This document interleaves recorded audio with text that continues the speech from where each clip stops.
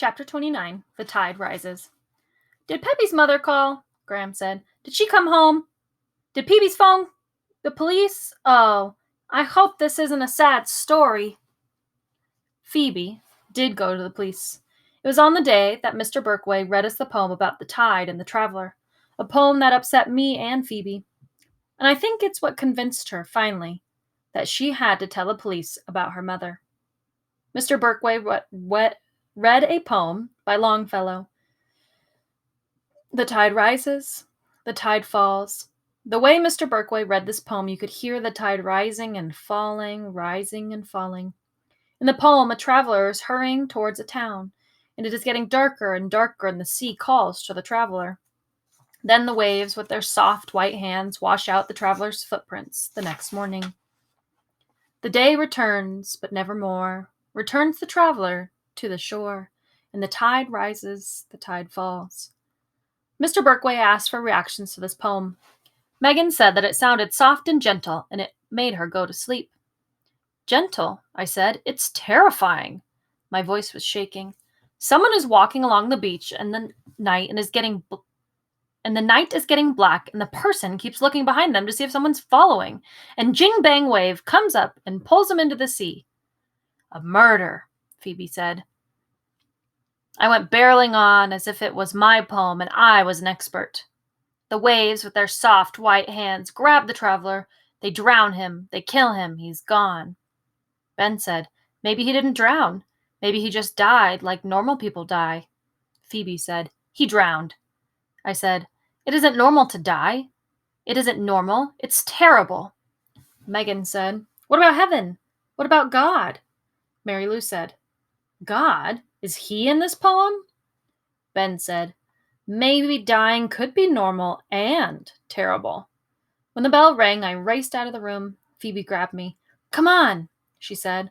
From her locker, she took the evidence she had brought from home, and we both ran the 6 blocks to the police station. I'm not exactly sure why I went along with Phoebe. Maybe it was because of the poem about the traveler, or maybe it was because I had begun to believe in the lunatic, or maybe it was because Phoebe was taking some action, and I admired her for it. I wished I had taken some action when my mother left. I was not sure what I could have done, but I wished I had done something. Phoebe and I stood for 5 minutes outside the police station, trying to make our hearts slow down. And then we went inside and stood on the counter. On the other side of it, a thin man with big ears was writing in a black book. Excuse me, Phoebe said. I'll be right with you, he said. This is absolutely urgent. I need to speak with someone about a murder, Phoebe said. He looked up quickly. A murder? Yes, Phoebe said, or possibly a kidnapping. But the kidnapping might turn into a murder. Is this a joke? No, it's not a joke, Phoebe said. Just a minute. He whispered to a plump woman in a dark blue uniform. She wore glasses with thick lenses. Is this something you girls have read about in a book? She asked. No, it's not, I said. This was a turning point, I think, when I came to Phoebe's defense. I didn't like the way the woman was looking at us, as if we were two fools. I wanted the woman to understand why Phoebe was so upset. I wanted her to believe Phoebe. Maybe I asked who it was who had been kidnapped or possibly murdered, the woman said. Phoebe said, my mother. Oh, your mother. Come along, then. Her voice was sugary and sweet, as if she was speaking to a tiny child. We followed her to a room with glass partitions. An enormous man with a huge head and neck and massive shoulders sat behind the desk. His hair was bright red, and his face was covered in freckles. He did not smile when he entered. After the woman repeated what he had told her, he stared at us for a long time. His name was Sergeant Bickle, and Phoebe told him everything. She explained about her mother disappearing, and the note from Mrs. Cadaver, and Mrs. Cadaver's missing husband, and the rhododendron, and finally about the lunatic and the mysterious messages. At this point, Sergeant Bickle said, what sort of messages? Phoebe was prepared. She pulled them out of her book bag and laid them on the desk in order in which they had arrived. He read each one aloud. Don't judge a man until you've walked 2 moons in his moccasins. Everyone has his own agenda. In the course of a lifetime, what does it matter? You can't keep the birds of sadness from flying over your head, but you can keep them from nesting in your hair. Sergeant Bickle looked up at the woman seated next to us, and the corners of his mouth twitched slightly. To Phoebe, he said, "And how do you think these are related to your mother's disappearance?" "I don't know," she said. "That's why I want you to find out." Sergeant Bickle asked Phoebe to spell Mrs. Cadaver's name. "It means corpse," Phoebe said.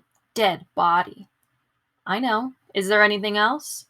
Phoebe pulled out the envelope with the unidentifiable hair strands. "Perhaps you could have these analyzed," she suggested. Sergeant Bickle looked at the woman, and again the corners of his mouth twitched slightly. The woman removed her glass and wiped the lenses. They were not taking us seriously, and I felt my ornery donkey self waking up. I mentioned the potential blood spots that Phoebe had marked with adhesive tape. "But my father removed the tape," Phoebe said. Sergeant Bickle said, "I wonder if you would excuse me a few minutes." He asked the woman to stay with us, and he left the room. The woman asked Phoebe about school and her family. She had an awful lot of questions. I kept wondering where Sergeant Bickle had gone and when he was coming back. He was gone for over an hour.